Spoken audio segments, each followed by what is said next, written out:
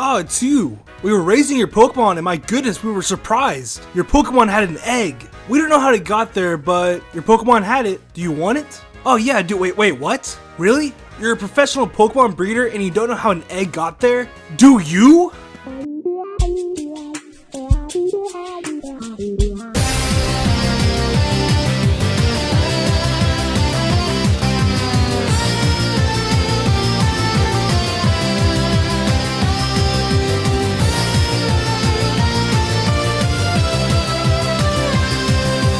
What is going on, guys? This is Dobbs here, bringing you another Pokemon video. And in this video, I'm going to show you 10 of the most unique Pokemon that you probably didn't know about. And you're probably asking yourself, what do you mean by unique? Well, I'm talking about Pokemon that stood out in the Pokemon games, manga, and even the anime. Pokemon that are different from the others, and have something special to them. So yeah, I hope you guys enjoyed the video, and without further ado, let's get started. Starting off this list, we have the University Magikarp. Now back in 1998, there was a campaign that was publicized in a Japanese magazine for primary school children. This campaign included a series of tests where the students could participate in for a chance to visit a Pokemon conference in Osaka. Those who were lucky enough to be invited were placed in a 2-day tournament where each student battled each other to qualify for the grand prize. And what was the grand prize, you may ask? It was, of course, the University Magikarp. Now you're probably asking yourself, what is so unique about this Magikarp? Well, this particular Magikarp knows Dragon Rage. Oh, and only 20 of them exist in the world. Now, with only 20 of these bad boys to ever be made, one could say that this Magikarp is one of the rarest Pokemon of all time. And they would be right, because I didn't even know about this Magikarp during the production of my rarest Pokemon of all time video, and this Magikarp would definitely be on that list. But just a little hint, this wouldn't be the rarest Pokemon of all time. Not even close. But anyways, along with this Magikarp, a promotional card was handed out with it, and these cards go for thousands of dollars in today's market, which is pretty insane. So I think it's fair to say that this Magikarp is pretty unique, and that is why it's number 10 on this list. Coming at number 9, we have the Lucky Chansey. And let me tell you, you're going to need all the luck in the world to even come across this one in a million Pokemon. Literally. So what makes this Chansey so unique to be put on this list? Well, first off, it's from the Safari Zone, and the chances of coming across one of these rare suckers is 1 out of 25. At this point, you're probably saying to yourself, well, that's not that unique. I mean, everyone has come across a Chansey in the Safari Zone at one point, and you're right. But you probably didn't come across a shiny Chansey in the Safari Zone, which has a 1 in 204,800 chance. But that's sort of cheating this list. I mean, you can easily do that with any exclusive Safari Zone Pokemon, or any Pokemon for that matter. Well, there's much more to Chansey. Chansey has a 1 out of 20 chance of holding a lucky egg. So the odds of finding a Safari Shiny Lucky Egg Chansey is literally 1 in 4,096,000 chance of happening. Not to mention that Chansey is one of the hardest Pokemon to even capture in the Safari Zone. So good luck even catching this rare Pokemon even if you somehow come across it. For number 8, we have the Mystery Egg Pokemon. Now back in 2002, the Pokemon Centers of Tokyo and Osaka held 3 Mystery Egg events in the first 2 months of the new year. The whole purpose of these events were to promote the new egg feature that came with Pokemon Gold and Silver, and the Pokemon you received with these Mystery Eggs were very unique and interesting. The first batch of Mystery Eggs came with the new baby Pokemon. These baby Pokemon knew very unique moves that they couldn't normally learn. The most interesting of the bunch was probably the Pichu who knew Sing, but this is just the start, because the next 2 bunches get far more interesting. The second batch of Mystery Eggs all came with baby Pokemon who knew Pedal Dance, including a Psyduck, which was really cool, but not as cool as the third batch. This batch came with very unique Pokemon. It came with a Bulbasaur who knew Ancient Power, a Charmander who knew Crunch, a Totodile who knew Submission, and a Hoot Hoot who knew Nightshade. Now isn't that awesome? My favorite one out of them all has to be the Bulbasaur who knows Ancient Power. That is probably the most unique event Pokemon I've ever seen, and that is why they were put on this list. Coming up next, we have the Anime Pokemon. Now for this spot, I wanted to go over some of the most unique anime Pokemon that we've seen throughout the years. And for some of these, I didn't even know they existed before researching for this video. Now let's start with what I think inspired the Alola form Pokemon for Pokemon Sun and Moon, and that is the Orange Archipelago Island Pokemon. The Orange Archipelago is home to a variety of islands that inhabit very unique Pokemon. And the reason why I think we've only seen Kanto Pokemon get Alola forms is because the Orange Archipelago is located south of the Kanto region, which does make more sense. So these upcoming Pokemon you're about to see just might make it to Pokemon Sun and Moon. So let's start with the Picanian Pokemon. There are 18 Pokemon that inhabit the Pecan Island, and well, you guessed it, they're pink. The reason behind this very strange occurrence lies with a special fruit that only grows on the island. This fruit changes the pigment in their skin to a pinkish color, which is pretty cool and would be awesome to see in Pokemon Sun and Moon. Moving on to Valencian Pokemon, these Pokemon are from the Valencian Island and have very unique colors to them. It's almost like they're shiny, but they're not. And who can forget about the Crystal Onyx from Sunburst Island, which I think is the most unique Pokemon of them all. And just a few other honorable mentions for Pokemon that don't live in the Orange Islands. We have the Snowman Snorlaxes who only know Blizzard, which could potentially mean that they are Ice type. The Watermelon Camouflage Electrode, and of course, the Golden Sudowoodo that was turned gold during a science experiment. But hands down, my favorite of them all is the Crystal Onyx, and I hope to see it in Pokemon Sun and Moon, because that would be awesome. Coming at number 6, we have the Celebrate Pokemon, and I didn't even know this existed until just recently.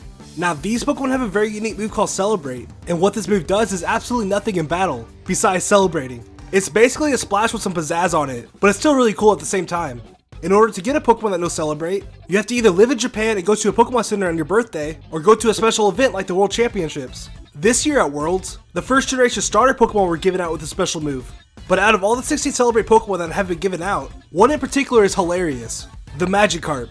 Not only does it have the useless move Splash, but it now has a second useless move, Celebrate, which is pretty funny.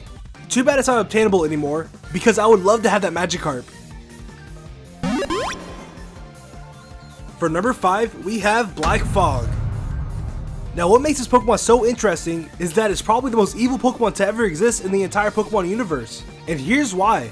The Black Fog is actually a large evil haunter that has been around for millions of years. So long in fact that he's been around since the times where Pokemon were treated as gods, which I can only imagine being the time of Groudon and Kyogre.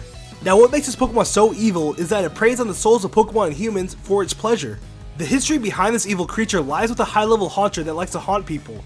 In the manga, this haunter kills Sabrina's Pokemon when she was younger and has been haunting her ever since. But the story gets even more interesting on how this creature was stopped.